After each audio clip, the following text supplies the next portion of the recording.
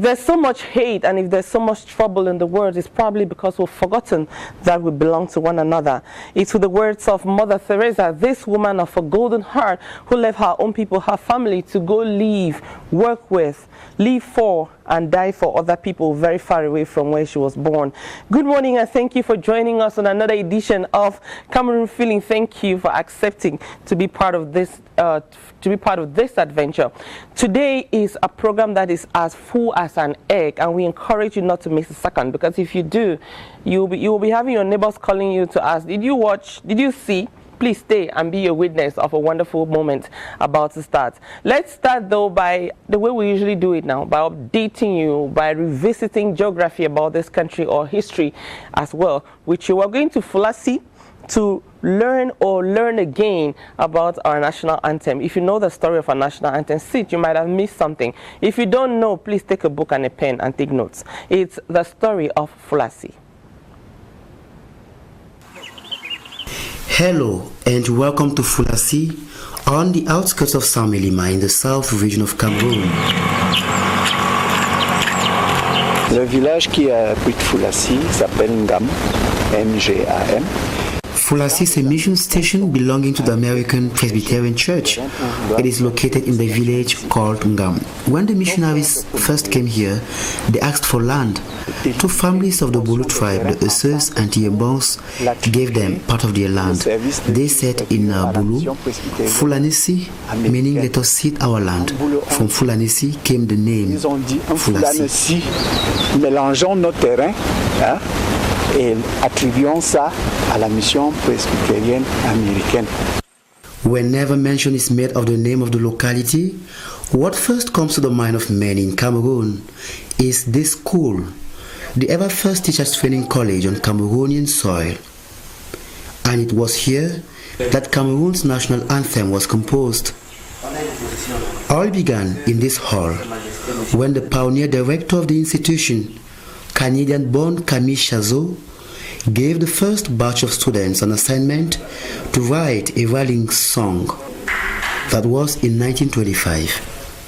Vers les années 1925-1928, l'église presbytérienne américaine qu'on appelait pas la mission. In 1925, the American Presbyterian Mission founded a school to train teachers here in Fulasi. The first batch was made up of 29 students who were coming from all parts of Cameroon. The pioneer director of the institution, Camille Chazot, of Canadian nationality, taught the students the anthem of his country. He gave them an assignment to compose a rallying song, drawing inspiration from what he taught them. The group leader was called René Jam Afan. He was very gifted in poetry. He composed the lyrics. The music was the work of Samuel Minkio Bamba and Koto Nyate. Il y avait Samuel François Minkio Bamba et Moïse Nyate encore, qui étaient les plus doués en musique, à qui on a confié l'aspect musique. The rallying song, whose composition ended in 1928, was solemnly sung for the first time at an official visit to the locality by the then governor of French Cameroon in 1948. Vers les années 44, il y avait un gouverneur français, un gouverneur In 1948, the then governor of French Cameroon came visiting. The students sang the rallying song, which the governor appreciated very much. Les élèves de Fulasi réexécutent ce chant qu'ils appréciaient. History recounts that, till then, the song gained popular acceptance not only in Fulasi and its environs, but all over the country that came to be known as Cameroon. In 1957, a law passed by the Legislative Assembly of Cameroon adopted the rallying song as Cameroon's national anthem, and the lyrics was translated into English by the late Dr. Bernard von Lonso Kika. Time has passed, but Fulasi continues to claim its position of cradle of Cameroon's unity and diversity. The Teachers Training College, transformed into a faculty of theology of the Église Presbyterienne du Cameroon, is hosting students from all parts of Cameroon living in harmony. I'm Bassa. I'm come from Synod Babimbe. Consoir Arna. I'm level 3 here. We are here, we come from many tribes. There are Bassa, Bafia, Bolo, so many. We are there. We are happy to be together. Ça n'a pas changé parce que c'était la même chose. Bon, quand nous faisions, on était avec les... Things haven't changed in Fulassi as it was the case in the past. Fulassi today continues to welcome people from other parts of Cameroon. Here there is no distinction as to people's backgrounds and origins. Quand c'est la même chose, tu trouves toutes les tribus. In 2014, on the occasion of the 50th anniversary of Cameroon's independence, the main building of the school was rehabilitated, but natives of the area, as well as other critical observers, think that more needs to be done for Fulassi to regain its past glory. Nous voudrions voir ériger ici une statue. We wish to see a monument erected here in remembrance of what happened. Why not build a museum that will draw in tourists from far and near? I think Fulassi deserves it. L'un des emblèmes du Cameroun, à savoir l'hymne national, est né ici. Despite the weight of ages, and while waiting for actions and efforts that will give Fulassi a deserved facelift, the locality proudly holds its position of Cameroon's cradle of unity. These natives of the area proudly. You're watching Cameroon Feeling, and one of the things that we should be expecting to happen this November, you know, we're moving towards the end of October, and inside this week we'll be seeing a new month, November. They say it's the month when queens and royalties are born. If you stay with us in November, you'll see what we're talking about. But meantime, though, there are so many other interesting things happening in November. One of those is a great meeting of experts in trade and commerce, what that will take place in Kribi, here in Cameroon. And we have in this studio with us Barrister Consilia Anchang Epusonambele, whom I'm inviting to join me on the set. So we'll look at the dates on this program, the different things that we'll be having on this day. Barrister Consilia Anchang, who is in the house. Good morning, ma'am. Thank you so much. Please come over and join me. We're very happy to to have you on the set. How are you? Fine, thank you. Thank you so much. Please sit down. Thank you, it's my pleasure. Happy to have you on this program. Me too. It's true, it's a new program, but you're not new to the CRTV and our set. It's always very warm to have you around. Now, tell me about this African Chamber of Trade and Commerce, this rendezvous that's going to be happening in Cameroon, in Kribi. Thank you very much, Pucci, and I want to thank the CRTV for accepting to accompany the ACC from the time we started working on our projects and for the partnership. What is the ACC? The ACC is the African Chamber of Trade and Commerce. It's a private sector founded initiative, and the purpose is to see how we galvanize private sector businesses so that they can work in a structured manner with institutions and the development partners of Africa, such that we can become productive in the initiatives we make. Because we have been signing so many treaties, there are so many trade tools. How do we use these trade tools to be able to empower ourselves economically? And the African Chamber has been questioning, why do we become sovereign politically and we seem to be just dancing economically? So we're looking towards how we empower the locals, how we empower African businesses so that we are able to be competitive in the rest of the world. You have a number of partners. I know the CRTV is one of your partners. I want you to make it simple for us. Explain to our viewers what is the relationship between these partners and how useful are they for this event? So far we have the Ministry of Industry, the Ministry of Agriculture, the Ministry of Foreign Affairs, the Ministry of Commerce, who is a natural partner. We have Sodokoton, we have SICAM, we have the OAPI, the African Intellectual Property Organization, we have ICA, which is the UNECA, the United Nations Economic Commission for Africa, and we have the Association of Cotton Growers and Producers, and we have the Association of crafters, designers. Okay. And we have designers also individually that are working with us to be able to produce this event. The purpose of these partnerships is such that we can build the value chain, because without interconnectivity, without working with each other, you cannot actually visualize what the value chain represents. And in the cotton textile industry, we were working with the institutions that actually accompany business, which is the government, who is the policymaker. You have the development partners like the GIZ, you have OAPI, you have ICA that formulates the rules and actually goes on the ground to find out what is going on, to direct the country and the institutions as to what they need best to be able to perform, to be more performant. We have OEF.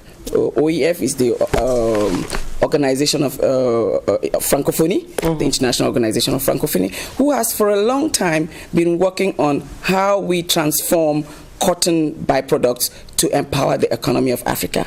It is in the textile industry, in the garment industry. There is, they call it the DICOT, which is diversification and intensification of textile cotton byproducts for the empowerment of Africa's economy. You have a very rich peak, should I say, of partners, and that is like very interesting for what they are coming to do. Remind us about the place, and also highlight some of the key moments of this rendezvous. The rendezvous will be taking place in Kribi. Why Kribi? We all know that Kribi is the Gulf of the Guinea. Kribi is a very strategic Kribi is a very strategic geographical city that the country of Cameroon has been selling in the past decade for many years through many projects. And so we're going to Kribi because there is this deep sea port, and we want to know what do we use to feed the port. So the activities that we produce, the manufacturing, transformation, all the local products that are made within the CEMAC region should be able to get access to that port, so they're able to actually export and not just use the port to import, because we shall be able to enrich our own locals by empowering them to be able to produce. So we're going to Kribi for that purpose, to emphasize on the need to do businesses in Kribi and to exploit the port. We're also going to Kribi because we're going to organize an exposition fair. There's going to be a trade fair, promotional trade fair, where local businesses and institutions and the Cameroon government ministries have taken stands.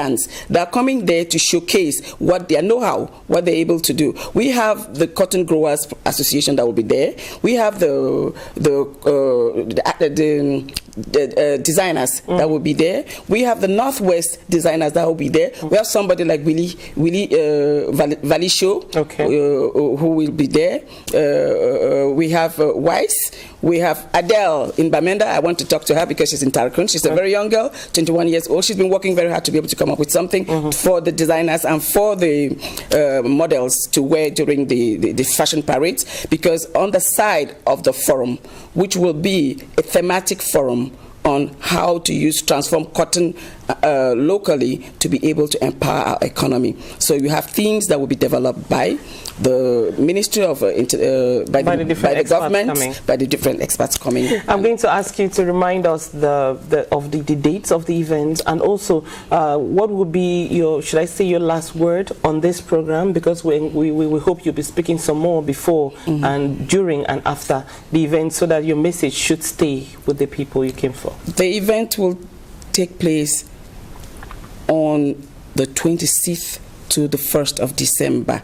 The 26th starts with the expositions. On the 28th, we have the welcome cocktail for the participants for the experts workshop. Then on the 1st of December, you have a tour of the city of Kribi by the participants. And the evening, we have the highlight where you have the gala, the awards gala, that we will be granting awards to all the value chain actors to mark their position, recognize them. And then there will be the election of the top model. You know, Kribi Beach Fashion Week has been working throughout the year to actually select top candidates for the top model competition. And there will be like 20 of them, final selection, that will be competing in Kribi, so we will be recognized. It's going to be a hot moment in Kribi, not only for your brains, but also for the fun of it, because they say Kribi is a town not only where you go to do serious things, but also where you are permitted motivated to relax and have fun. We wish you ahead of that because there's still some time. A lot of success in that event. Thank you so much for coming on the program. Thank you. You need to stay with the CRTV because we are partners to this event. So we'll be accompanying you and preparing you ahead of that event. I'm going to move from that to another event that is happening in November. It's starting on the 5th of November and it's in China. It's about, good morning, sir. Thank you so much. Retired Dr. Weriwo. Yes. Retired Colonel Weriwo, yes, who is on the set with me. Also a doctor at the same time. Also a doctor. I think I've heard your medical name doctor, in different places as a medical doctor. Yeah. Thank you so much for coming on the set today. We have with you here Mrs. Misumbe Nzele, who is an educationist. Good morning. Good morning. Thank you also for coming on the set. Thank you too. You're here because you are going to be part of an event that's happening in China as from the 5th of November. Maybe Colonel Weriwo can enlighten us a little bit. Yeah, thank you very much. Thanks CRTV, thank you for receiving us here. This morning we are talking about GECAC, which is the French acronym for a trade fair, which is economic, industrial and commercial that we are going to hold in China. Okay. Which organized by Cameroon in China. It's a project that has been designed by Aboganena, Jean-Marie. Okay. We've been working on it for 2 years, and it's materializing now. All right. It's materializing now because recently the head of state, Cameroon head of state, was in China, and it was decided there that Cameroon should participate in the trade fair that will be taking place in Shanghai. Okay. And since we have been preparing this trade fair, it is connected now today to the main event which will be taking place in Shanghai. Okay. Let me ask you, Madame Miss Mbenzele, you're an educationist. Give me an idea of the different persons coming to this event and what someone like you, what will you be doing? Thank you very much for giving me this opportunity to talk about our trade fair to China, organized by GECAC. I will be participating in this program as a school owner. Yes, I have schools, and we all know about China, their development, their technical know-how. So we are going there. I, in particular, will be going there. To also bring that here in Cameroon. Okay. You know, Cameroon, the youths of Cameroon, they are always like depending on single subjects that will lead them nowhere. We want to bring these experts in the domain of education that will train our youths tomorrow to also be self-employed by becoming autonomous, creative, and don't depending on people again, only on the government. Tomorrow they can employ others, employ themselves, and satisfy their family. So that's why we are there. Maybe I should find out from retired Colonel Weriwo, who can participate. I see an educationist, I see you, a retired medical doctor, a retired colonel and medical doctor. Who are the people who can participate and how can they still join the train? Thank you. What you have to understand is that we are talking about emergence in 2035. Yes. And we cannot emerge without transfer of technology. Very true. The advantage we have, you've noticed that over these weeks, over the year, every head of state from important countries has visited China. Yes. Why is everybody rushing there? There must be something there. So that's what we're going to get from there. And what do we want? We want transfer of technology. And the good thing about it is that the Chinese are ready to transfer the technology to Africa, and particularly to Cameroon.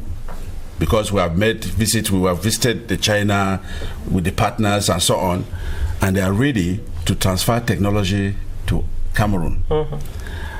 So what are we expecting? We're expecting everybody to go on board, because everybody who gets on board will find something from China. Okay. Just like all the heads of state that have been rushing to China.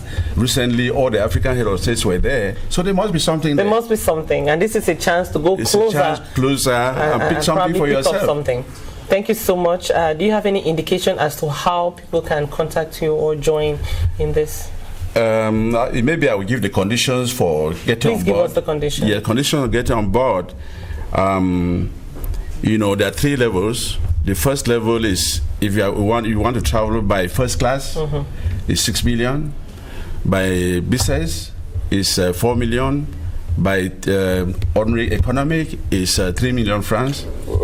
Colonel, I'm going to come in there to just say, maybe for commercial reasons, if you want to contact them, contact us, and then we'll be able to hook you up with them. But I think, as Colonel said, it's about you knowing what is precious in China that others are rushing to get, and so you should be rushing China, as they say in social media. Please rush to this organization and try to learn more about maybe how you can join them, so that on the 5th of November, you'll all be in Shanghai to learn more about their transfer of technology. Thank you, both of you, for coming on. It is really open. Unfortunately, I cannot allow you to. We are open to receiving everybody, even from now.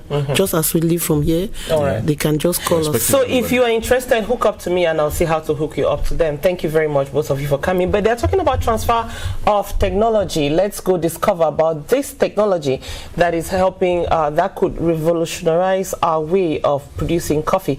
It's the coffee husking machine, and the slot is made in Cameroon. Belle Suzanne is standing by to tell us about this invention of a Cameroonian.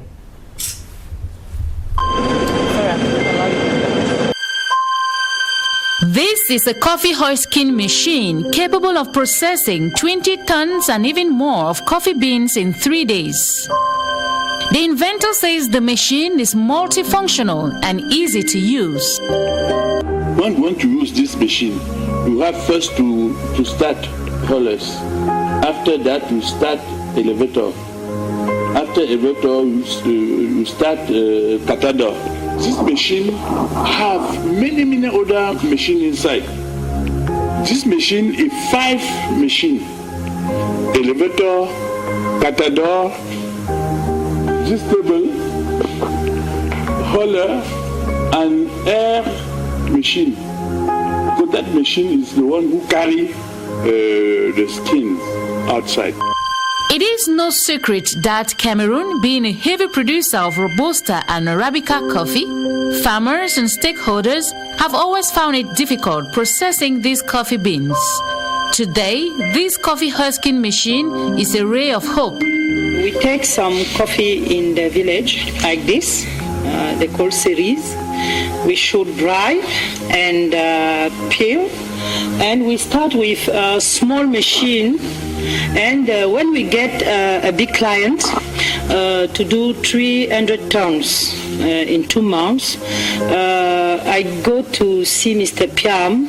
I visit him in the JRC, organized by the Ministry of Research. I see this machine who can do many things. You can dry, you can peel, and it gives you a final product.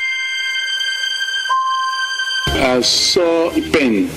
Farmers in my country had to process coffee.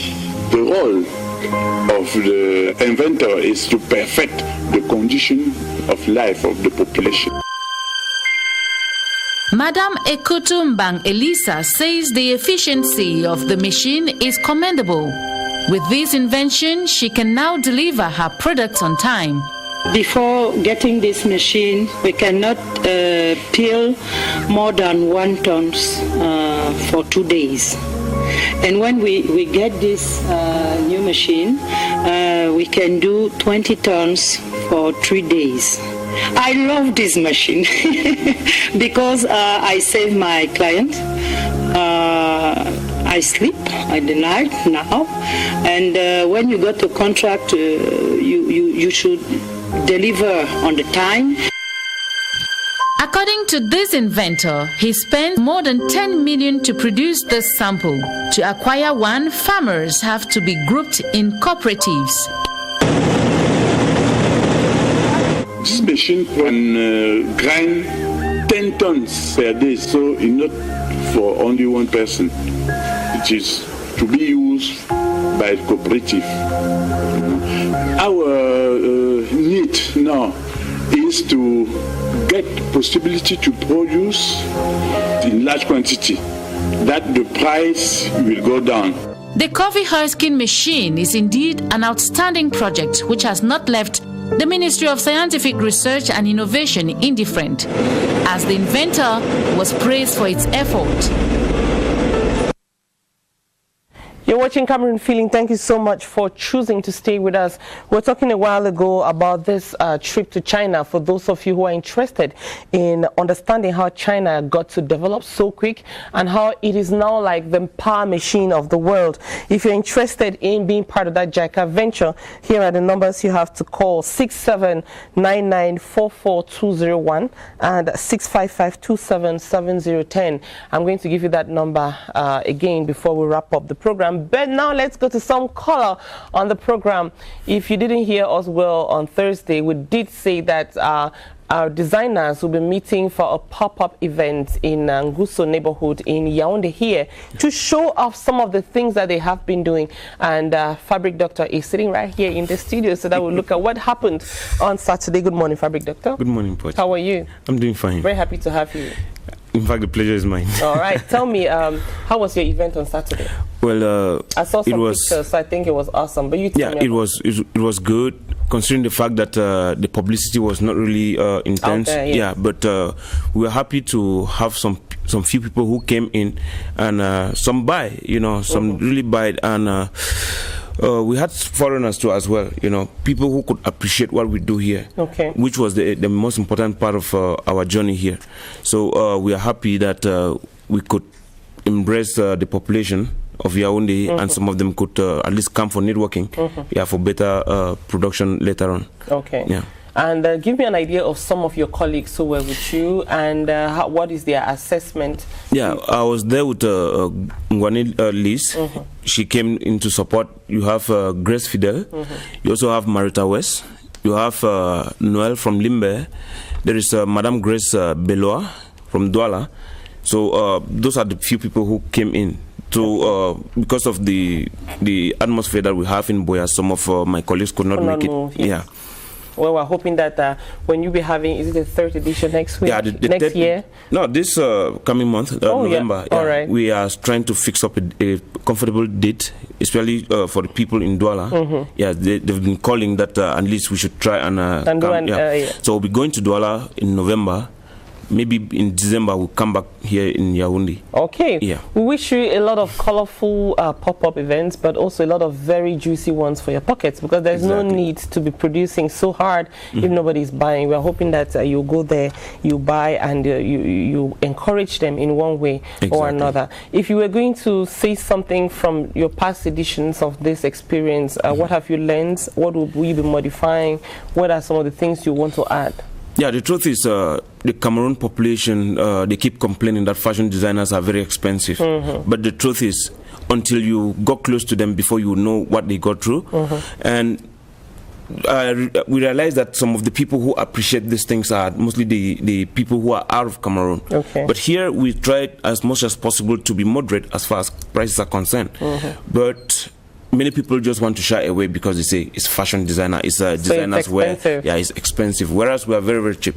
Yeah, we're very. They're very, very. I wouldn't say cheap. Cheap is a relative term. They're very affordable. Affordable, yeah. And most of all, they're open for negotiations. So please meet them in person, talk with them.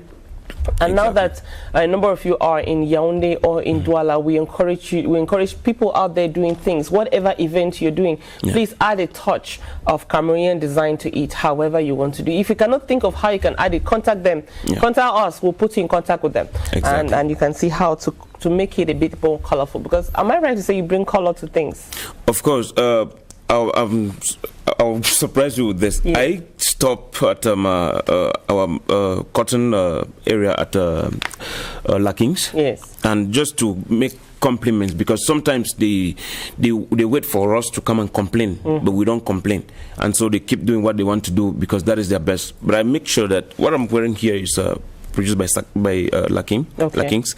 Yeah, and people complain that the quality is not good, but I want to bet you that they have stepped up the quality. So they have worthy of your notice kind of people should material. Try and go there. What you are not satisfied with, tell them. I think from there they will be able to improve. For sure. I mean, you are designers. You use their products, so I'm sure they'll be interested in knowing how you move. Thank you so much for coming, Fabric Doctor. We hope that we'll hear from you again ahead of your November event and ahead of your December event. very here soon, because this time around you. we'll try to make sure that the publicity goes across. Yeah, it goes across. Stay with us though, because we'll be nosing around them. We'll keep our ears very close to their ground, so that anytime there is noise there, we'll transmit that noise to you. Exactly. But now let's go talk about wellness. Did you know that yesterday was World Stroke Day? Yes. Okay. I knew. And on this program last week, Patience Mbele was looking at indoor air pollution. You want to know that there is a link between indoor air pollution and stroke, and it's on it. What a day like this day, one day after World Stroke Day, to talk about it. This is Mbele Patience for Million, connecting the dots between indoor air pollution and stroke. Okay, the general health risk related to indoor air pollution, many of them, they are cardiovascular diseases. You know, smoke related to the wood or to the charcoal contains many particles and gas, and when they get into the human being, they can provoke many diseases. And we have cardiovascular diseases with stroke. Stroke is cerebrovascular accident, which is due to the obstruction of a vessel in the brain, and the symptoms are or can be the loss of the use of one part of the body.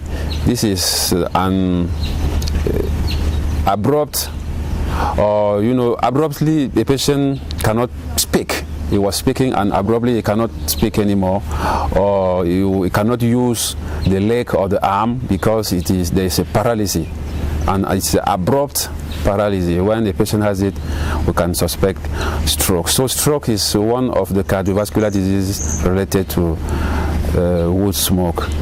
The second cardiovascular disease is ischemic heart disease. These are what we call in general language cardiac crisis. Cardiac crisis is also due to the obstruction of a vessel in the heart, obstruction of an artery in the heart, and the symptoms are mainly a chest pain at the left side of the chest. It's a very severe chest pain, and the diagnosis is usually easy in the hospital. These two conditions, they are associated with a high mortality rate. The other conditions related to indoor air pollution, we have respiratory diseases. We have what we call chronic bronchitis. Chronic bronchitis is what is a chronic cough. You have a patient,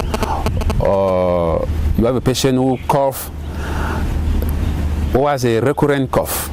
This is what you cough, and then you go to the hospital, they give a treatment, it subsides, and after 2 or 3 months it comes back. You can see a patient having a recurrent cough like that for many years.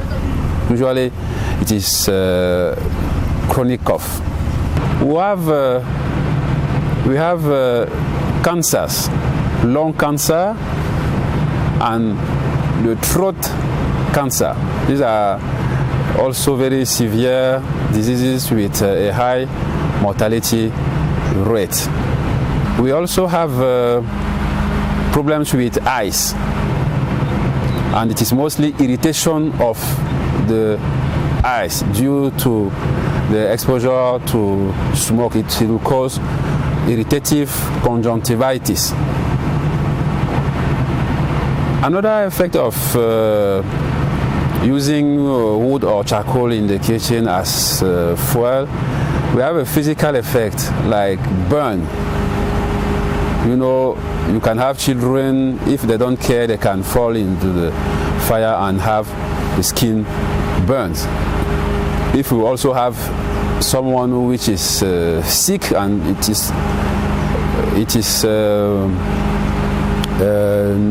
is frequent in patients with epilepsy.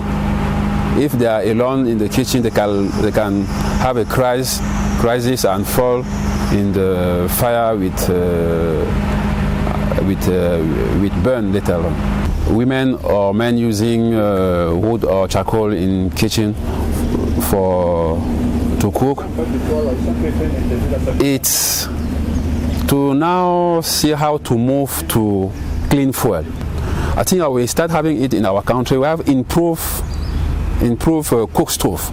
We can have improved cook stove with chimneys, and there are some other stoves which are being developed in the northern part of the country, and I think the Ministry of Environment is working on that, how to spread the use of improved cook stove. Using this improved cook stove reduce the production of smoke, and then the women using it are less exposed to wood smoke. The government of Cameroon has a master plan to spread the use of the gas in Cameroon. I think in December 2016 the master plan was built, and the target is to move from 15% of the use of the gas now in the general population to about 60% of use in the general population in Cameroon. So many things are being done at the level of the government to help population moving from solid fuel to cleaner fuel like domestic gas. You had that experts telling you what some of the dangers of pollution, but more is that Mbele Patience from Yeni is sitting right here in the studio, and she's come with some kind of charcoal that doesn't look like the one that like the one that Belle Suzanne brought here, because that one was much more friendly to the environment and to our health. Good morning, Patience. Good morning, Poochie. How are you? I am good, with a very interesting voice. I know, and I'm so sorry to put you through that, but you know, when duty calls. Yes, definitely. So tell me about it. Okay, as Professor Bachu just said, there are certain pollutants we have in our homes. We think it's good because maybe it's affordable, but it could be dangerous for our health. And one of them is the charcoal. You also have firewood, you have kerosene, and these pollutants cause non-communicable diseases like cancer. He talked about cancer, heart disease, and stroke. Yesterday was World Stroke Day. People were talking about it, and we felt like we can come back on the things that you should do to avoid strokes on today's show. All right. Thank you so much. But what are some of the things you retain and you want to highlight as we turn the page on World Stroke Day? Okay. First of all, I would say there are a few things that you need to know. You need to be more observant. And there's this interesting code that has been developed. It's called the FAST formula, F-A-S-T formula. F is for face, Pochi. If you notice a droop or an uneven smile on a family member's face, you don't need to say, why are you grinning or smirking? Try to understand. If it's uncontrollable, then it could be a sign of a stroke.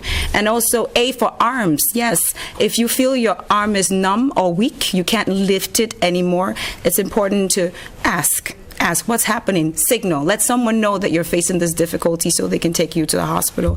And then S is for speech.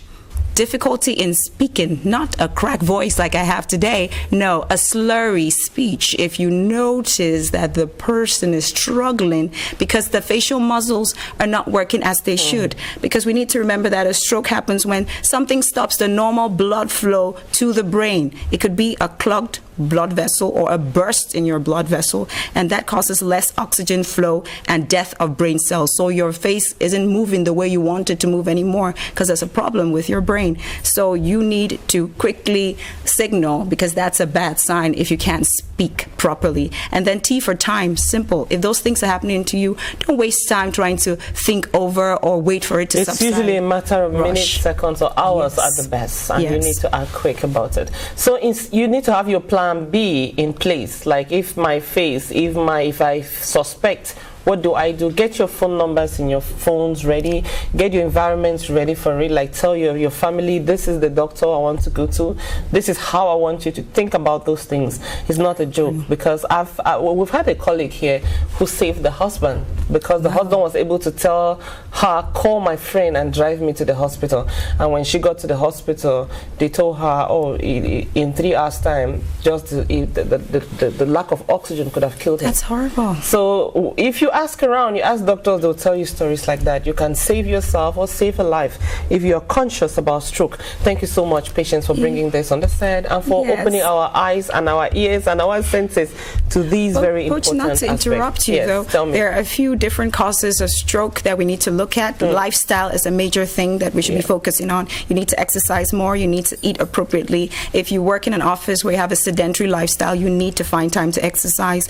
And also, there are a few things that people don't know could cause a stroke. For example, us ladies, when we go to the hairdresser and we have our hair washed, we usually lean back on that little table or sink. And the position, and if it's wrong, could actually snap your neck and could cause you to have a stroke. So if you're feeling uncomfortable, don't say beauty is pain. Make sure you tell your hairdresser to adjust it so you don't feel any pain. And also, if you practice yoga and you're heavyweight, don't just experiment because you want to get in the movement. You could snap a neck. Thank you so much, Patience, and we'll be looking forward to another moment on wellness on Tuesday next week. Thank you very much for bringing that topic to our attention. Now let's move straight from you to the Slay King of the team. I like this moment. Kembe Ngochi, good morning. Good morning, Pochi. How are you? I'm doing very okay this morning, thank you. You are the jobs man for today. Tell us about jobs. Well, I'll respond with a question. Yes. How challenging do you think the job of a translator in the country is, given the fact that we have very funny translations, especially from French to English? I'll reply with an answer. I saw on the bus just this morning the Institute of Technology translated as Institut de Technique. Wow. Thank you. I was like, wow. So that's how it is in this country. It's a very delicate. I'm sure they must be smoking pepper each morning. When you pass and you see one, you smoke pepper. It's okay. Life is good. All right. The job profile this morning is that of a translator. I spoke to a young translator. She tells us about her experience, how she got into the job, and what her job description on a daily basis is. Her name is Stephanie. So let's get to meet Stephanie.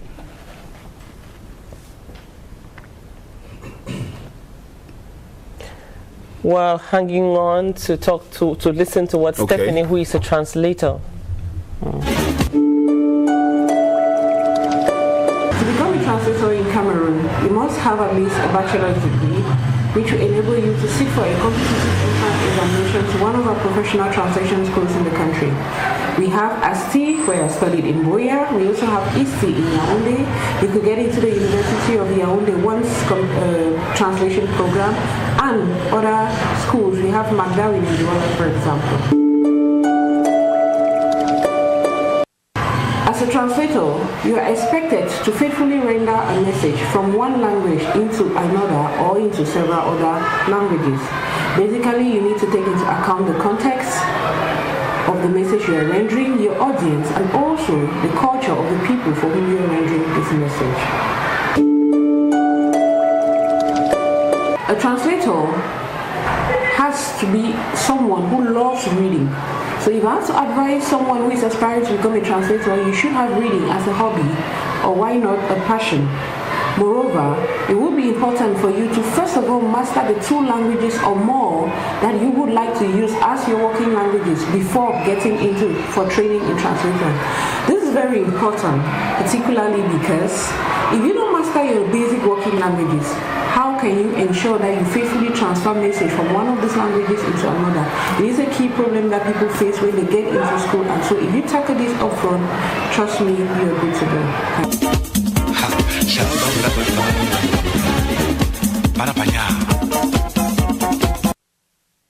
Each day on this program, each Tuesday, we look at a job profile, and today you were just discovering there the day a translator, her challenges, her story, and her job, how it goes and how it goes up and how it comes down. And after that, we'll look at job opportunities. I think that's what we'll look at right now. Yeah, Pochi, I have 4 of them this morning. I take the first one I have. Private secretary advertiser Peace Sal. It's a company based in Douala. in need of a private secretary.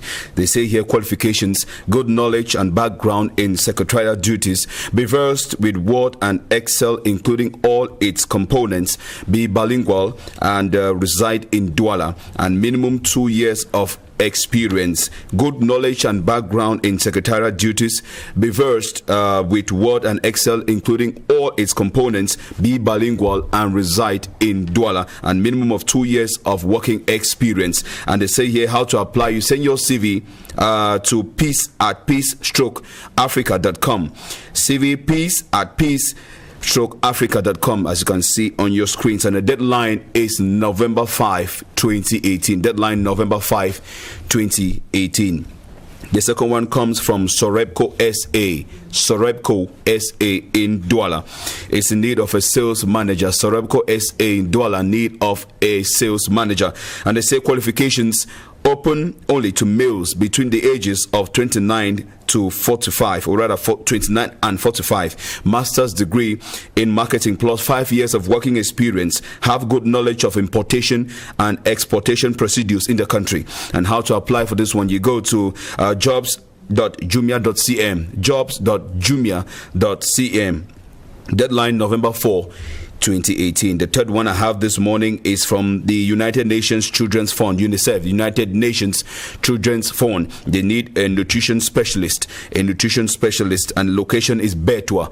And the qualifications, they say here: university degree in nutrition, public health or biological sciences, and 5 years of working experience in nutrition in a developing country, excellent communication skills, both written and verbal. And they say how to apply. You go to unjobs.com. unjobs.com. Deadline is November 4, 2018. The last one I have this morning comes to us from the U.S. Embassy in Cameroon. The U.S. Embassy in Cameroon is in need of a health specialist in the Department of HIV/AIDS Prevention and the Department of the HIV/AIDS Prevention Program. And they say here that qualifications: doctoral level degree or host country equivalent in medicine, nursing, public health, epidemiology, and behavioral or social sciences. An additional year of managerial responsibilities with multiple staffing reporting is required. And they say how to apply. You go to the official website of the U.S. Embassy in Cameroon. The official website of the U.S. Embassy in Cameroon. The deadline for this one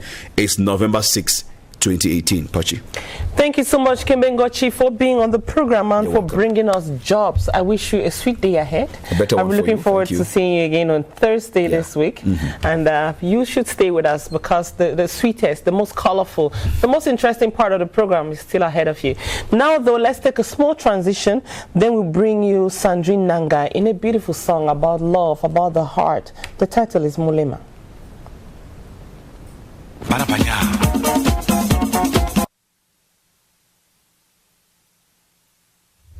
As I did tell you, we are moving into the second part of our program, and we're inviting you to enjoy this clip from the artist Sandrine Nanga. The title is Mulema.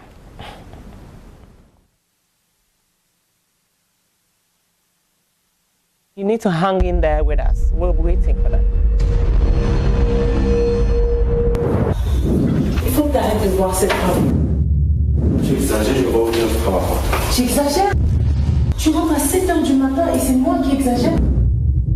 Tu me fais confiance. Si, je te fais confiance, mais tu as changé, tu es devenu distant. Je peux rien, tu peux.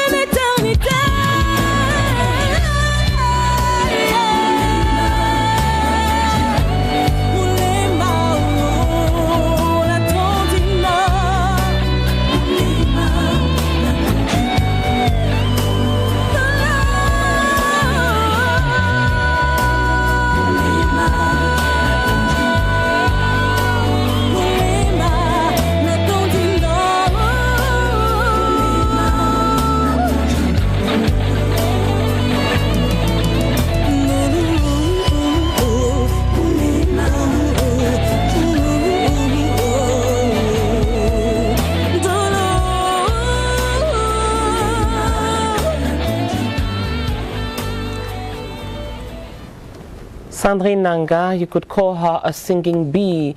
When she sings, you feel like you're listening to Whitney Houston or Celine Dion or some other very powerful voice.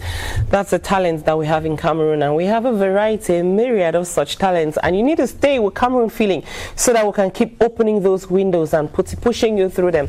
Another window we want to open this morning is for you, those of you who could be, in case you've not started that reading journey, who could be lovers of books. We're encouraging you to read something this morning. Ce jour que je n'oublierai jamais. This day that I will never forget. It's a special pick from Belle Suzanne, the lady of Let's Read. She's on a mission. We did tell you she's like John the Baptist, speaking in the desert. We don't know how many people she's going to conquer in that stride, but we're encouraging her and we are supporting her. And in the process, we're encouraging you to develop a reading culture. This book, she says, is from a journalist who experienced something. As we're about to wrap up the month of October, maybe it's a good idea that we wrap up with this book. Exactly. So maybe Susan, you tell us why we're wrapping up with this book. Yes, because we know that on the 21st of October 2016, something big happened in the country, an incident where a train derailed. Yes. We talk about the Ezeka train derailment in Ezeka, and so many lives were lost. So many families were affected.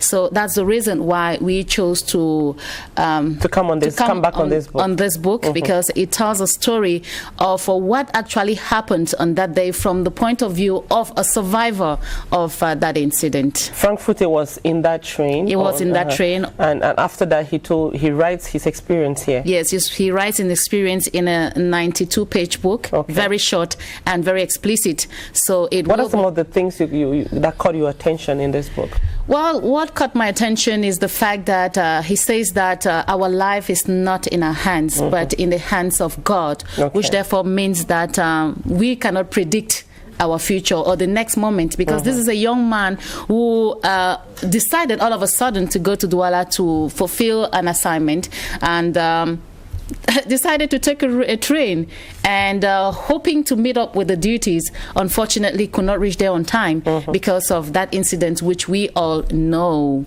And entered history, because it will be said that on that day he was on the train. On that day he was on the train. So this young Cameroonian is barely 30 years old, and he's a communicator by profession, but presently he's working as a journalist in with an online magazine, cultural magazine in Yaoundé. So that's all you can know if you want to know more about him, or you want to know more about that history. Those of us who say who've gone through a lot of moments that affect us, you could write a book like this. You know, you tell your story to let people know what you retain, because the essence is what the gist of the incident. What have you retained from that moment? And today we're giving you an idea of what Frank Fute wrote of that train accident that he was involved in, and one way for us to wrap up the month of October.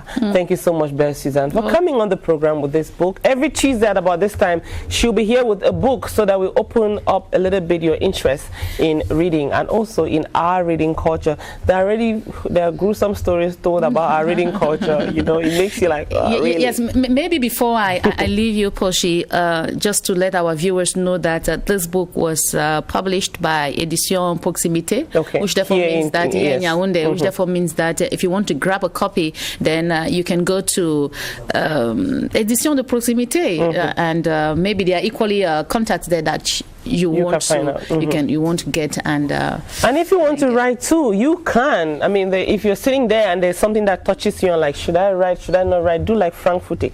Write, go to some publishing house and publish, and then probably we'll talk about it. Probably people take interest, and probably you could be an award-winning writer. Who knows? Start the journey.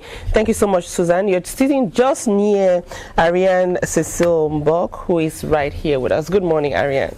I'm loving your T-shirt. Tell me about you. How are you today? Very good. I'm fine. You look like you feel cold. Are you okay? I'm okay.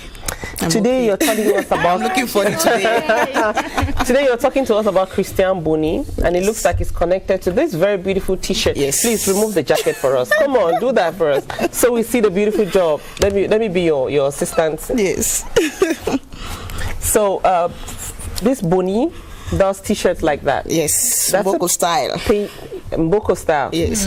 All of us should be Mbokos one of these days. You know, I want a T-shirt like that. Sure, I'll tell him. But tell us about his art, though. He's been into this for about 8 years. Yes, he's been into graphic art for about 8 years. And what caught my attention was the fact that Christian Boni comes from the street. Okay. Yes, he comes from the street. He's a school dropout. Yes, self-made artist.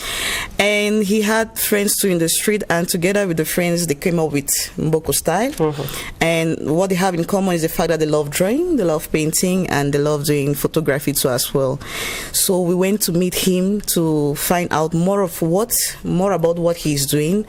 And in this report, you have an idea of what he does. Okay.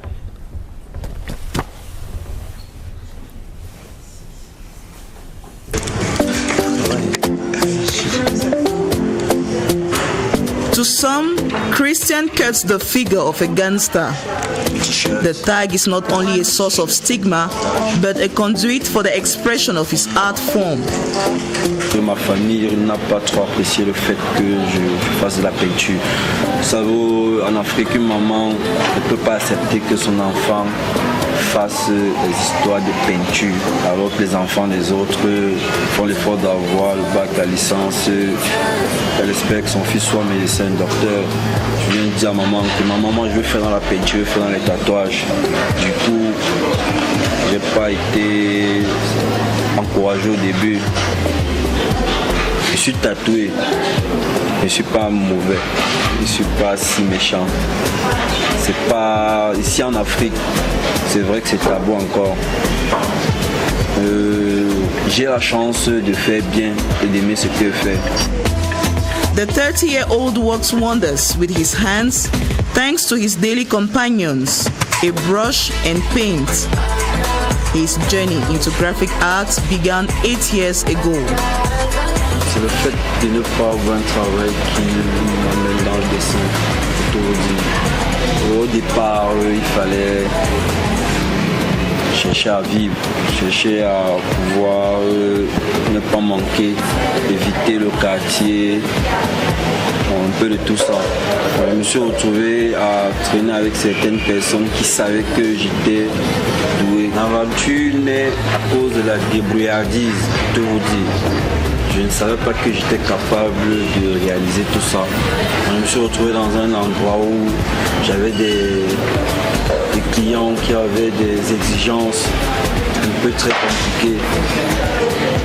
Ce qui a fait en sorte que plus le temps a passé, plus je me suis adapté à différentes textures, travaux. Christian has never attended a school of fine arts. He is a self-taught artist. L'idée d'aller dans une école me perfectionner est beaucoup passé dans la tête. Mais à un moment, le goût de l'argent, ça fait en sorte que penser qu'il faut encore aller s'asseoir sur les bancs, essayer d'avoir un bac en art plastique, en Nina, en Balmayo, vu que j'ai déjà une bonne petite clientèle dans un petit, donc c'est un peu tout ça qui m'a découragé.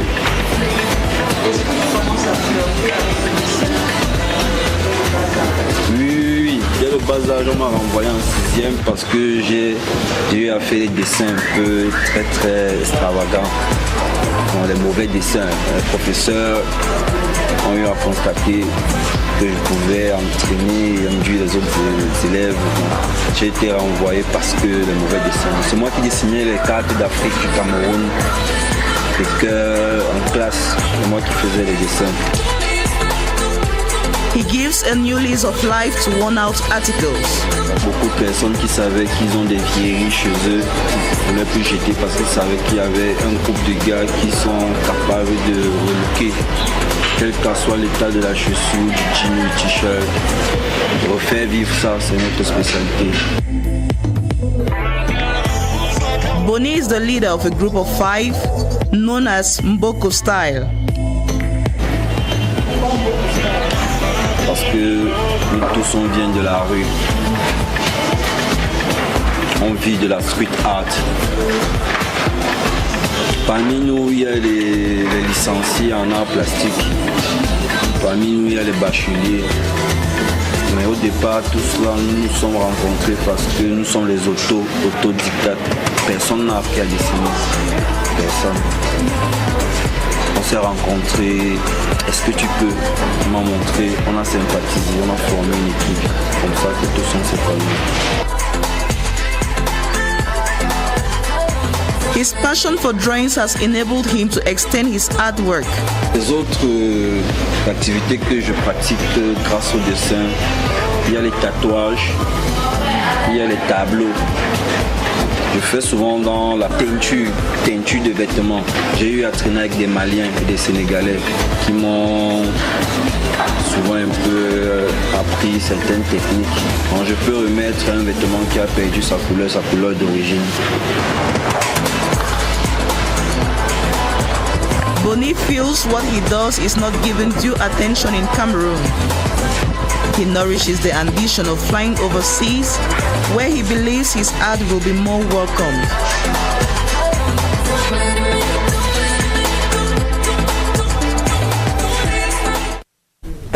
That's Cameroon Feeling. We'll meet you where your talent is. Just give us the signal and we'll showcase your talent.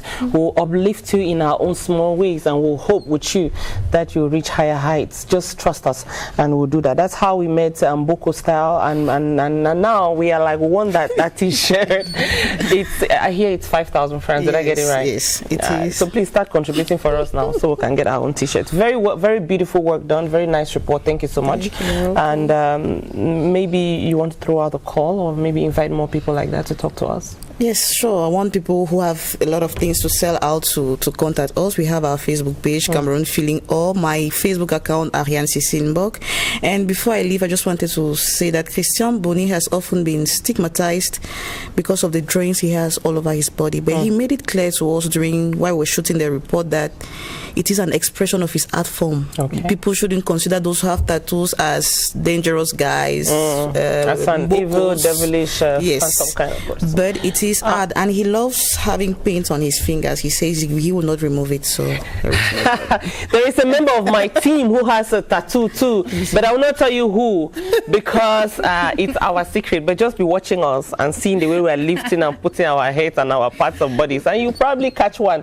But thank you so much, Christian Boni, for trusting us. Thank you, all the artists, all the talented persons who trust us. The house is full like this with talented persons. In a short while, we'll have some more. Stay with us. For the moment, though, let's go discover. Thank you so much, Ariane and Susan, for coming on the program. We'll be together again on Thursday. Yes. But for now, let's go meet one very talk lady. This is Irene Barandukong talking about punctuality. It's a serious matter. It's not a small issue.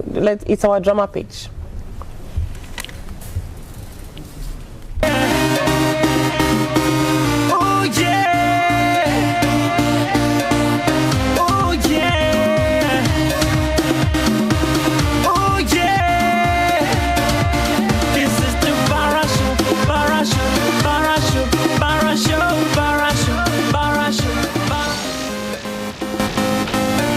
Hello, Sophia.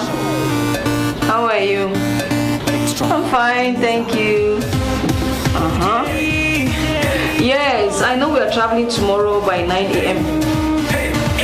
Have you booked for the tickets already, or is Claude coming with his car? Okay, that's better if he comes with his car. I know. Don't worry about me. I'll be there tomorrow at 9 a.m. Drop this call. Drop it. Okay. Good night. Bye-bye. Ciao. Sophia. I'll make it 9 a.m. I'll try. Come to think of it, Claude, you're going to be my driver today. I've always been willing to be a driver to such a lovely lady. Thank you. I could even be your tire, so that I could just roll along. Oh my God, see what we have here. My guy. Picnic organizer himself. My guy. As you can see, I'm set and ready to go. You are all swagged up. I just hope the Douala babes are safe. How would they be safe with a hot guy like me around town? Oh. You can say that again. And when he misses, let's come on. Did someone not tell her we have to be here by 8:30? The truth about the whole thing is that our Douala friends will be there by 11 a.m. And if we leave here late, I'm so sorry, we are going to miss the cruise bus to Kribe. And I can't afford to miss this trip. The clothes is your colleague, you know punctuality and have nothing to do in common. You should have stopped by her place and picked her up. Well, you know what, let's just give her 15 more minutes. I'm sure she'll be here soon. 15 minutes, eh? Yeah, I'm sure. Okay, 15 minutes.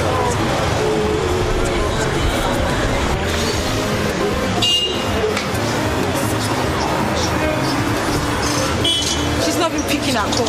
No. Where is this girl? Let's move faster, let's go. Let's go, we're gonna miss this thing, let's go. See, if you want to stay here, right, just stay, okay? I can't miss the trip, man. Please now. 5 minutes. Let's go! Everything about this. Alright. Bar Show. This is the Bar Show. This is the Bar Show. Extravaganza.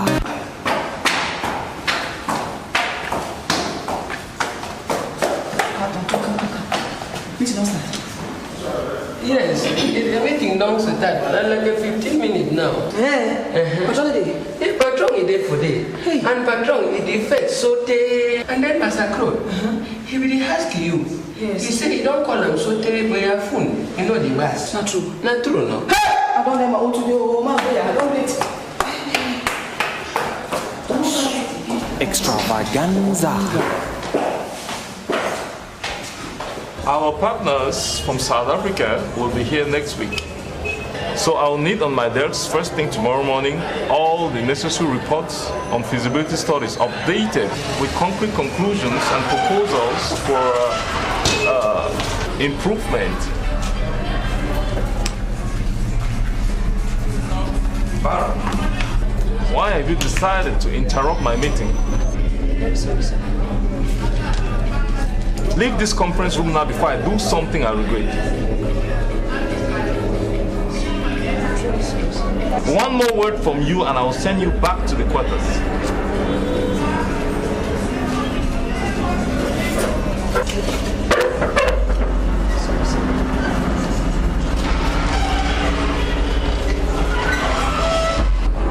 As we were discussing before the interruption, I was just informing you about our partners from South Africa who are going to be visiting us. This is the Bar Show. This is the Bar Show. Extravaganza. Oh yeah. For how long have you been standing? Sorry sir, I tried to come early but something happened along the line. Never mind. What do you like to keep your progress? I'm truly sorry, sir. Please forgive me. This is the 100th time you're telling me sorry for coming late to office. You have 8 days to adjust yourself or get fired. Now give my office keys and leave. I have work to do. Please, hurry up.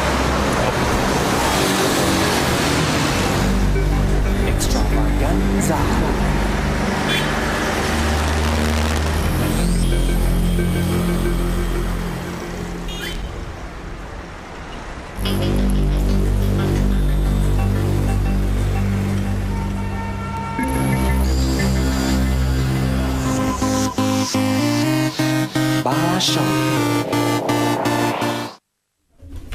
I hope the Lord is not your strength in late coming, because that is very controversial. Thank you so much, Irene Barandukong, alias Extravaganza, for showing us some of the things that late coming can do, no matter the number of explanations or justifications. So please don't interrupt our meeting.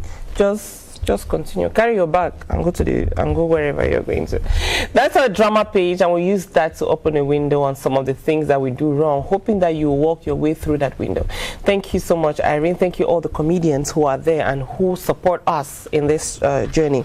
On this journey, we have two very talented persons who've joined us on the set. We have high-ranking Mofo Emmanuel. Good morning. Good morning. How are you? I'm fine. Thank you for coming on Cameroon Feeling. My pleasure. Just next to you is Montana Peters. Good morning. Good morning, ma'am. How are you? No, thank you. I'm very happy to have both of you here. Very excited to be talking movies with the two of you. It's a pleasure.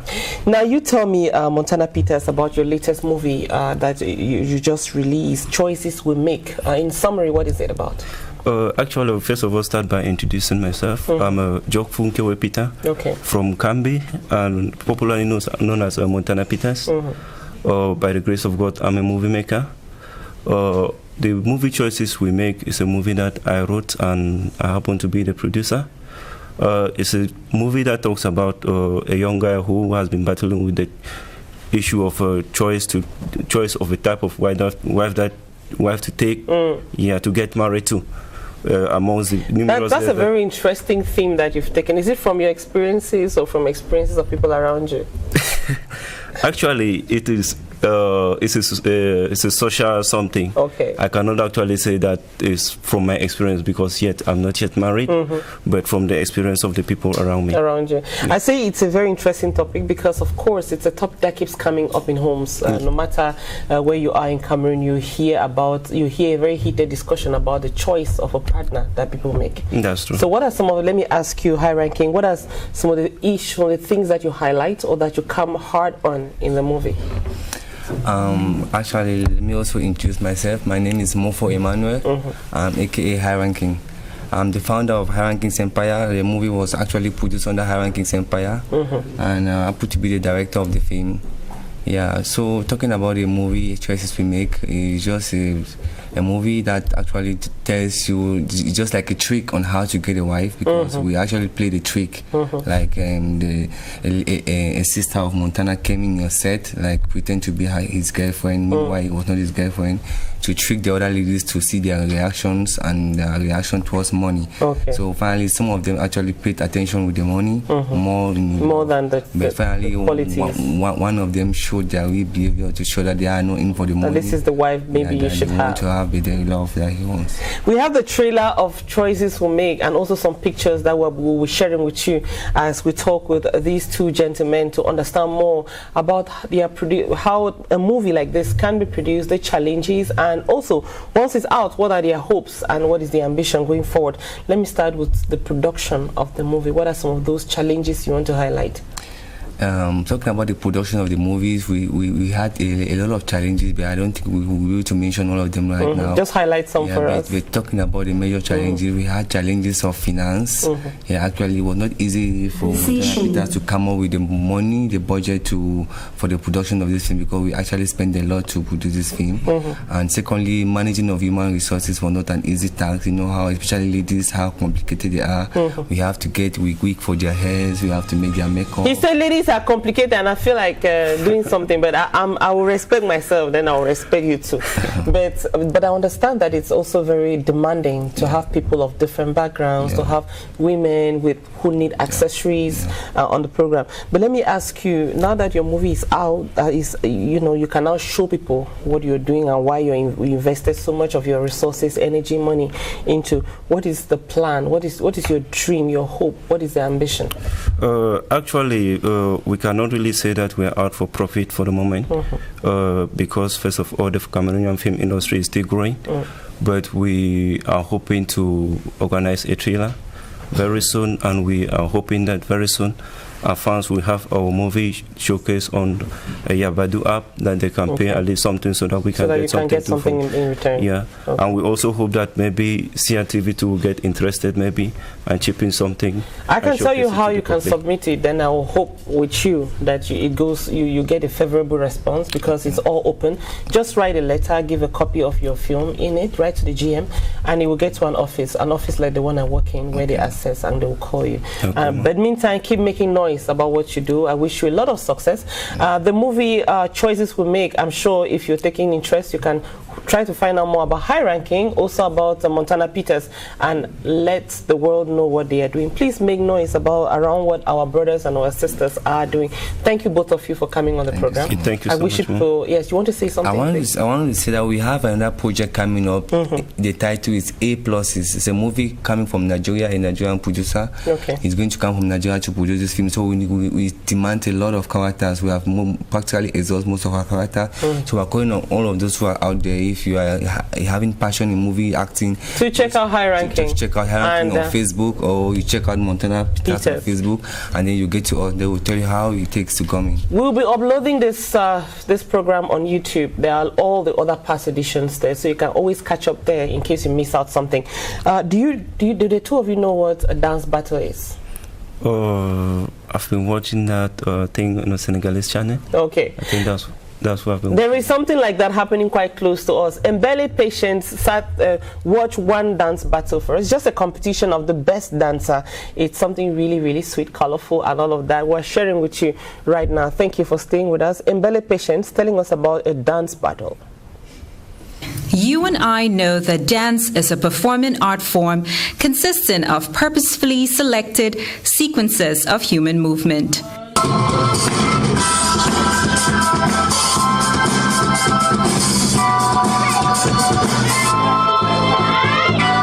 Music, step, rhythm. However, what does it mean to have the dance floor transformed into a battlefield? It's called a dance battle.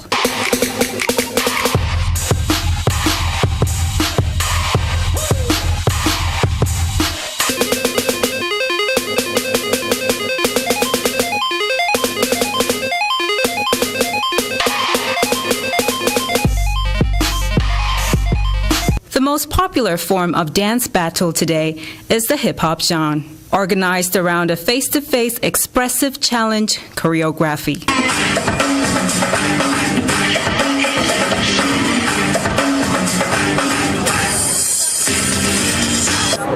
You know, dance is very important in life.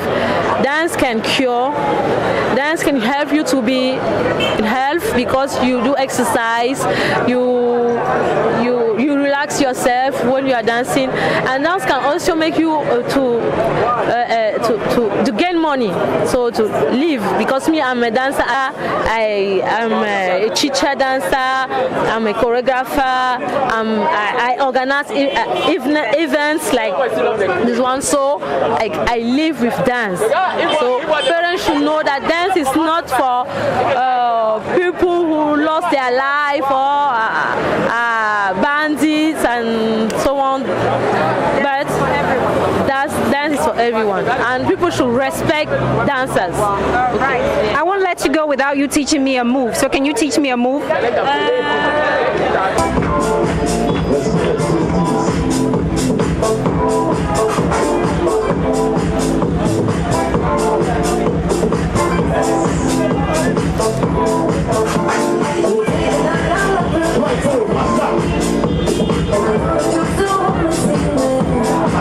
While dancing remains a universal form of entertainment, there's more to it, and the recently held Festival of Dance served as a ground for expression. But I was a dancer, so I saw many problems that dancers have, like problem of platform, problem of comprehension of society, problem of comprehension about the way that they are doing. So we can dance, but you have to know how you can dance, where you can dance, and how people have to know the way that you are doing. So to know all those things, we have to put together dancers, public and professional promoters, international artists together to celebrate dance. So that is the idea that I had.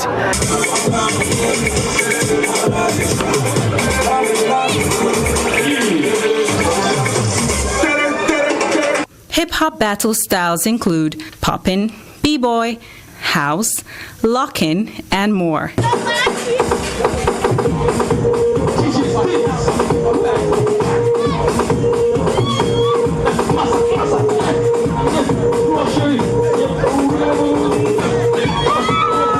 A dance battle should have contestants, a jury, and the crowd.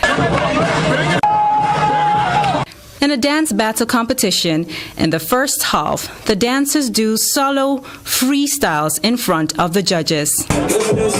Then after a selection of the most performant, the dancers face each other and battle it out.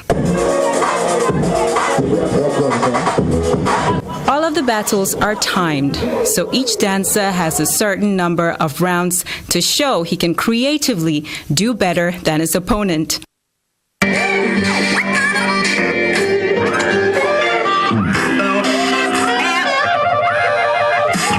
The best dancer must have eye-catching moves, acrobatic tricks, a sense of humor, and get the crowd charged up. Hello. Hi. So you're the champion. How does that feel? I am very, very happy because I work very, very, very hard for this title. I prepared this competition from long time, and it is a satisfaction to achieve win. So what kind of preparation do you do as a champion in order to win something like this? You do a preparation, physical preparation, and a psychological preparation. Is the movements, the style of dance, the type of dance, and the category of dance. You study the music. You should be free in your mind. Be happy, because dance is happiness, and the judge can capture your happiness, and you can win, and you share this happiness. So this is how we saw it at the festival. It's the 5th edition. I hope you had fun watching on. We'll keep discovering wonderful and amazing things like this happening here in Yaoundé and around Cameroon. So stay happy, stay blessed, and keep dancing. Stay happy, stay blessed. Please keep dancing. Don't stop. Keep moving. Because we like when there is color. We like when you smile. And we like when you blow out the laughter. There's a lot of fun coming up on this program, so we're not done yet. Stay. We have two persons who've joined us. One is a comedian. I'm talking about her, and I'm smiling already because she brings smiles. She makes you want to just add some years to your life, and she's called Nadesh Angel. Good morning. How are you? Thank you very much. Good morning. I'm very happy to have you on the program. Thank you. I'm happy you received me too. You're like Kwakoko, you know, you have a lot. You have a lot put in one. We'll be discovering who you are in just a moment. You're sitting here, a nice gentleman. He could be a slay king. You know, a slay king on the set, you know. But this one is coming from outside, so we don't want to upset and make our slay king to be angry. So you're assistant slay king. Good morning, Dicho Boris. Good morning, How are you? No, I'm fine, thank you. Very happy to have you on the program. No, it's my pleasure being here. You are a blogger. Yeah. You're one of those making trouble on social media. No, because where there is a fight, where there is beef like this, and Dicho Boris and his friends are there. We'll be talking about what he does in a while, but let me come back to Nadesh. Nadesh, you are a comedian and actress. In fact, you are a lot. Do you want to maybe tell us, present yourself to us? Okay, thank you very much. Nadesh is an actress, she's a comedian, and she's also a TV host. Okay. A businesswoman. I'm just many in one.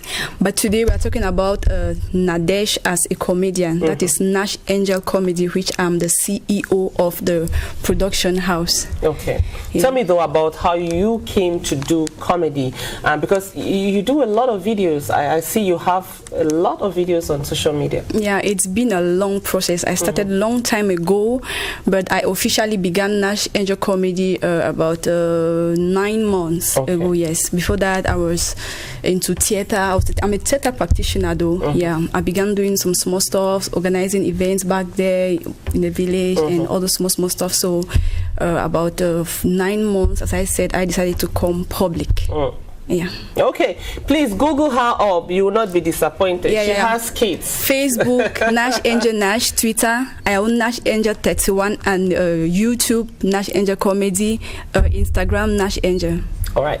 Now, that is our own part. Can I count on you to give some big mouth for us? Because we'll be looking at some of the things our stars do in a short while. Now, I need your basket mouth for that. No problem. Hook up with us. Just stay. Don't move. The next one, he doesn't have a small mouth either. It's trouble on the set in a short while. But blogger Dicho Boris. Tell me a little bit about blogging. A lot of people think it's just some group of very nuts. I saw a very funny picture that people like our Mike in Bamenda and Penjo Baba in Douala, I think. He's so jet setting that I don't know where he is right now. They put up a very nice picture of a blogger in very dirty environment, locked up, just googling and insulting people. So is that the kind of work you do, or there is some seriousness about it? Oh, thank you very much, Puchi, for giving me this opportunity to tell people about blogging. Yes. You know, when people get the name blogging, they always feel it's some sort of an online scam, but I think it goes beyond that. Blogging is an online journalism, a form of journalizing. That is if you are capable of creating contents online, and if you are capable of acting like an informant, giving information that are ethically balanced, so you are qualified to be called a blogger. We have a lot of bloggers in Cameroon, but it's just that only few are very professional. And how do I mean by being professional? Being able to not being biased in your information giving, and not being, you ethically frame your blog post, not taking side, and constructively giving critical analysis of current happening in the country that can go a long way to inspire people. That is what we call blogging. But if you go online and you are trying to do information that might propagate information, giving people to protest or whatsoever, though, that's not blogging. Blogging, it's all about giving constructive criticisms that can really take and inspire people, doing online journalism and reporting information. Thank you so much. I like the fact that you use the word journalism, because journalism is a social science. It's something that teaches you to be responsible, because information is a gun. If you use it poorly, you kill somebody. Use it right, you save somebody. I can tell you that's why they teach it in universities. Now though, enough academic stuff. Let's go have a break, freestyle, just so they settle down, and then we'll come back and look at some issues that are trending in social media. You're thinking about Jovi and what he wrote. You're thinking about Askia and all what is bubbling around her. All Blanche Bailey, just sit with us. Let's have freestyle. It's something we always have on our program, and behind freestyle we'll be talking very loud. All my ladies, All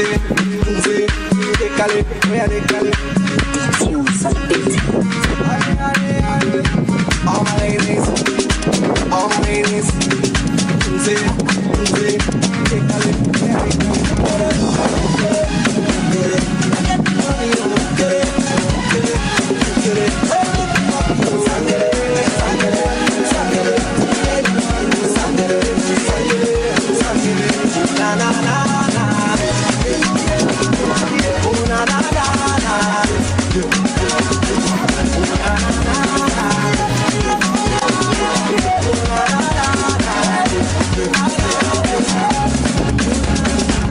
thankful for all he has done. So me, I wanna have some fun. Steady walking to the early morning. For your friends, them, let them come. Yesterday, see star was fun. I'm a Dunkalian, come get some. I'm on the run. Enemies, them, fire back. Who got them, let's say, come on, man, go say, ale, ale, ale.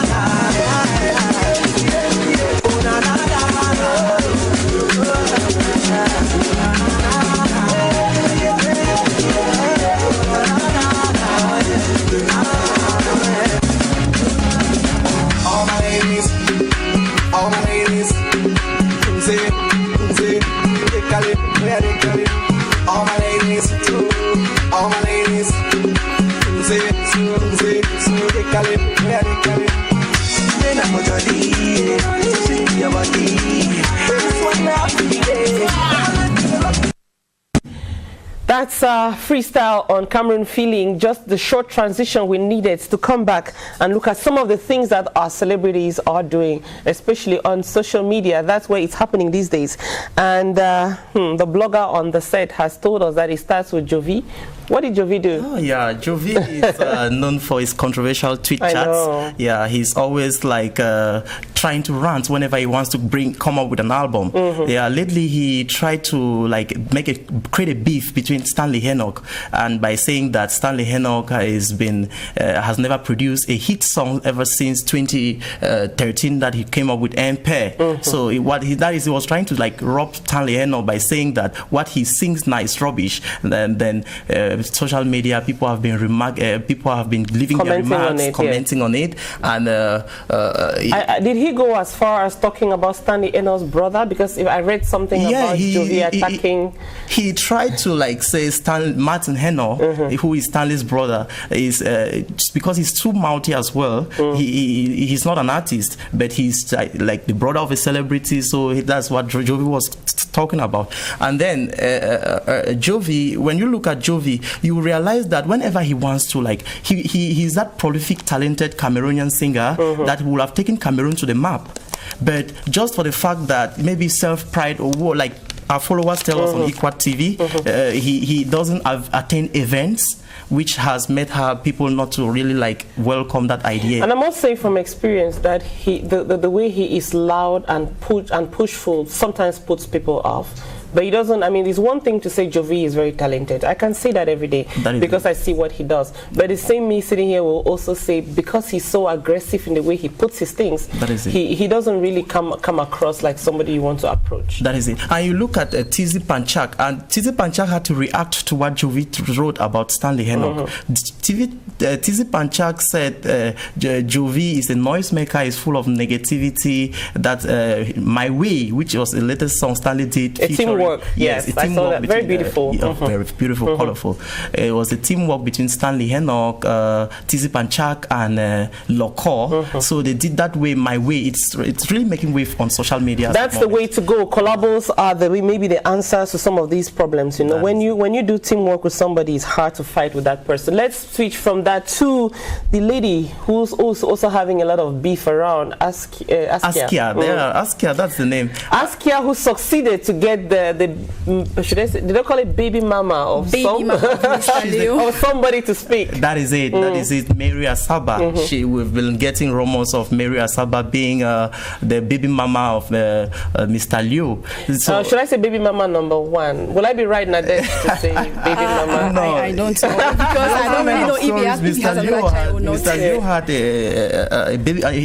There were rumors spreading on social media that Mr. Liu had a baby mama in USA. So I think Mary Asaba is just a side chick here in Cameroon. We said that there will be trouble. All right, let's talk about Askia. Yes. Askia has been so controversial as well as Chupi. Yes, that's true. There have been rumors circulating on social media that Askia had left Alpha Beta Records. And maybe because of her drug addict nature, Salatier was not comfortable with that. So that's what he said on social media. That is it. And also heard she said some shit about Alpha Beta Records. That is it. After she left? Yes, after she left. So there are rumors that are circulating, but there's always the say that there is no smoke without fire. So there is actually something. Believe me, for somebody who I live in the communication world, sometimes there is smoke without fire. People can cook up smoke, but more often than not, it comes from somewhere. That is it. But when you get it from some media influencers, you know, actually like Dulafi Valerie, you go to his page, you read. From there, you will realize that Askia had an issue with Alpha Beta Records. Her talent was neglected. So they neglected her because they believe she's a drug addict, and they don't welcome that. But I think when you find a problem in somebody, you should try to like call the person and take the person closer to you and advise the person to change rather than throwing her. But Askia leaving Alpha Beta Record, we realized that she has been progressing. She came up with 2 beats, 2 exceptionally pleasing sounds on like Mami Bakala. She lately dropped a challenge on a Mob Deep. I think that's what's making noise, because she said somebody should surprise her, challenge her on that particular beat, impress her, let me put it that way.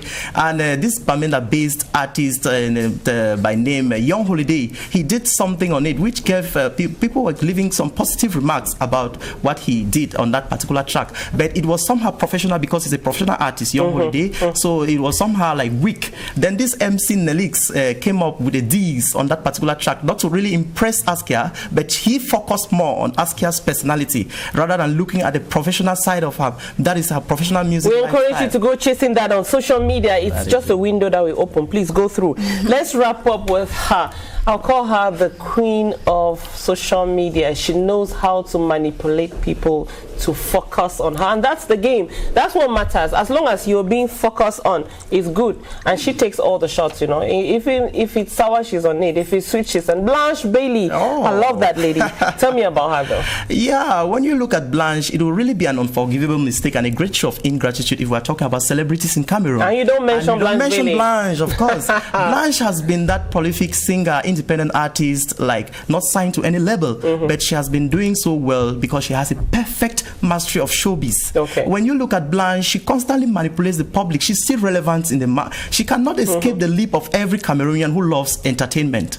You see, Blanche, she releases just a single song in a year, not like other artists who releases multiple songs there and there. No, Blanche just releases a year, but she's very, very relevant because she manipulates. You times just look Let me ask you, I don't want you to do that. Tell you, Nade should tell me about Blanche Bailey. About Blanche Bailey, the truth is that I really like her style. She doesn't imitate anybody. She tries to be original, and she tries to always seek focus. That she does something that she keeps always the limelight. Yes, she doesn't care about what anybody says. That's what I know about her. If you like, say whatever you want. It's not her problem. She does what she likes. She does what she thinks befit her status. She does what she thinks fits her career, and she's just going. I like it that way. And I just want to add something. Very quickly, though. That is it. To be in showbiz, you have to master the game. It's not all about singing. Stay in the spotlight. Thank you so much, Ndicho Boris, for coming, and Nadesh Angel. Thank you. Nash Angel. Nash Angel Comedy. Thank you so much for coming. Thank you. We're going to do our best to keep talking and also keep bringing to you the people who matter in our world of culture. Both of you, thank you so much for coming. I'm inviting Boris.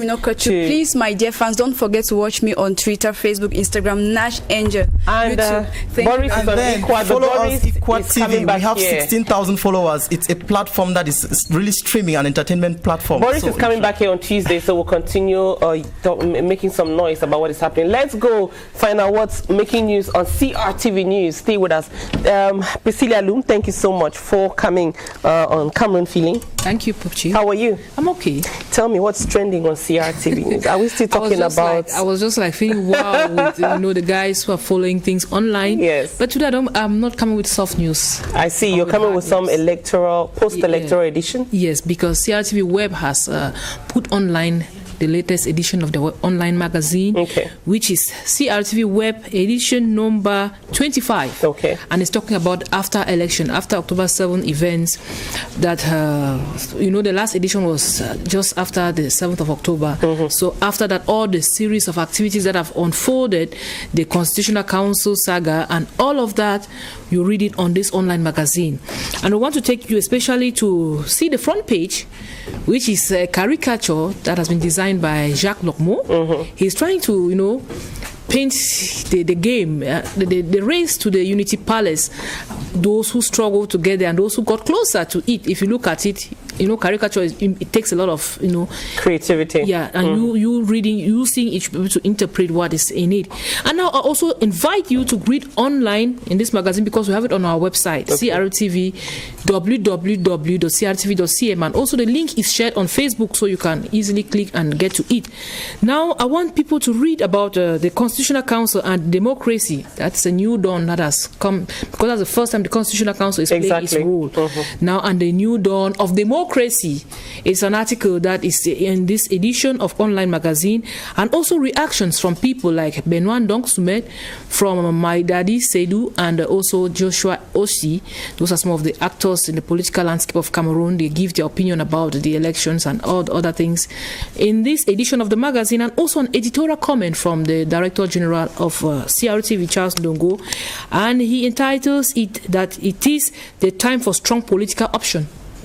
Yeah, so if you want to read more about the events of September and October that have been taking place in Cameroon, try to read that comment as well and see what he is talking about. And then the presidential elections brings to the forefront new political opposition political parties in Cameroon. There were so many of them who are first-timers, and it has actually reviewed their new position. We know the MRC has actually taken the place of the SDF. If you read that article, you'll see more of how the performances of the different candidates has propelled them into the political landscape. There is a lot of positioning now ahead of parliamentary and other elections to come, because it has shown that the dynamics have changed. And you see some of those political parties that have been there for so long, that have just been maintained, that are feeling challenged in the process. They are losing their position actually. Younger people are coming, and I heard a word inside the Constitutional Council, green cops, something like that. So thank you so much, Priscilla, for coming on the program. I also like that they should read about the experience of a web developer or web reporter. Yeah, two of them their articles are here, giving us the experiences of going throughout Cameroon in 2 weeks, chasing a presidential candidate. That is something we encourage you to read, because it's been it was a lot of should I say experiences coming up as CRTV journalists, CRTV web reporters chase all politicians who were active in this election to see how it's going. We saw all kinds of images, and this is the time probably to go through that again in a colder, more refreshing kind of environment. Thank you so much, Priscilla Lum, for coming. Let's go listen to some gospel and discover some two ladies who are doing gospel music. They call themselves the Twin Sisters. Twin Sisters are on the set with me, and they're coming, so we'll look at the kind of music that they enjoy doing. I'm happy to have you. Good morning. It's a pleasure.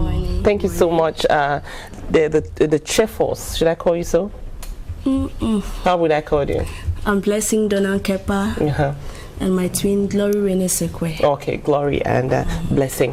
Tell me about your singing. I saw a number of videos of your songs, very beautiful ones that we'll be enjoying as we talk to both of you. But how did you come to be singing? What pushed you to start singing? Let me start with you. Okay, we started singing 2014. That's when we released our first album, He Cares. Then the second audio, 2015. All right. Then now we did the video We've been singing from childhood. I could see that in your songs, though, that your singing is based on a lot of experience. Yeah. But let me hear from you. How is the experience of having videos out there now and people seeing what you're doing? Do people appreciate? What comments do you get? Well, people have been appreciating us. They appreciate the videos because the second videos, the 7 videos we did in the second album, they are quite different from the videos we did in the first album. Okay. Yes. Take me through the themes, the titles of your songs and the themes that you sing. Okay. The first album, we have 5 songs, which is video. And then in the second album, we have 7 songs. Yeah, which is we have we have 2 of their songs. There's Zambi and there is Thank You that you came along with. I hope we'll be able to see some videos of those songs as we talk with Twin Sisters. But yes, you tell me about your ambition for singing. Are you just singing because you know you're talented, or why do you sing? I'll start with you. Okay, Mom, we are not singing because we are talented. We chose gospel because we love God. Yeah, we are singing to win out souls for Christ. That's our vision. Yes, it's not just all about being talented or making money. Our main aim is to win souls for Christ. I see you corroborating that. Yeah. Okay. And what will you tell your fans, those watching you at this moment? What should they know about Twin Sisters? Twin Sisters Are you here to stay? Is it a project that is sustainable? I don't know, what would you like your fans to know about your music, your group, because you are indeed a group? Okay. We want them to know that we are out for God and we are out to win souls. Yes. Okay. And where do you want to, is it just the songs you've released, is it a one-off, or you have an album coming, or what is the end of year looking like for both of you? Okay, we have an album, the new album we did with the 7 videos. We are planning to do a mega concert where we'll have all the artists in Cameroon. Okay. That's the next plan. All right. On this program, we'd like people to name and praise some of the people who helped them to put out their videos or to shine their talents. Are there some persons you want to name and thank for the help they gave? Yes, Mom. I will talk about Prophet Ayok Raymond. Of Fountain of Hope, Douala. He's been very supportive to us. Apostle Divine C. Okafor, the governor of the Central Region, Daddy Nasari Pobia, Apostle Tunde Steve, the spiritual father, Reverend Chambeli Ezekiel of the Trinity Baptist Church, Douala. And what maybe last one here? There are so many of them. Thank you both of you for coming on the program, Twin Sisters. I encourage you, your videos on YouTube. I encourage you there to please go enjoy what these Twin Sisters they do. I watch them; they do very good. We hope that we'll be having some times on the program to broadcast some of their music. But then we'll leave you with one. We hope that you enjoy it. Thank you for staying with Cameroon Feeling, for staying with us throughout this program. Thursday is another day, but tomorrow at about this time, Eric Christiania will be here for more of Cameroon Feeling, but this time in the French language. Bye-bye.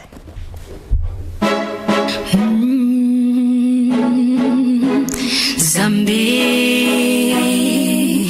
Nalingio, I love you, je t'aime. Zambi Nalingio, you are my life, you are my hope, you bring me joy. You are the peace that guides my heart. Jesus, I love you. Jesus, I adore you. The air that I breathe.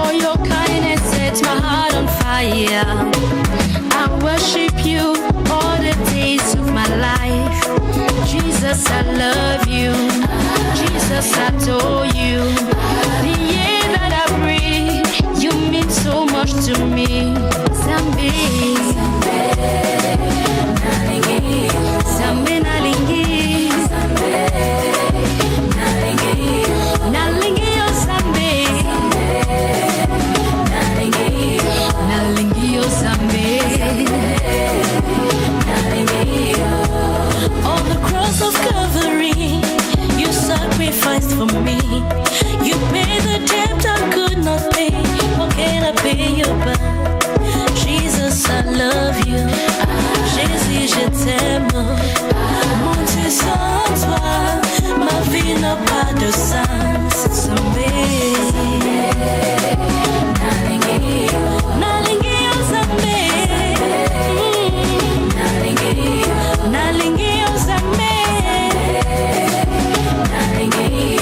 Je ne peux pas vivre sans toi.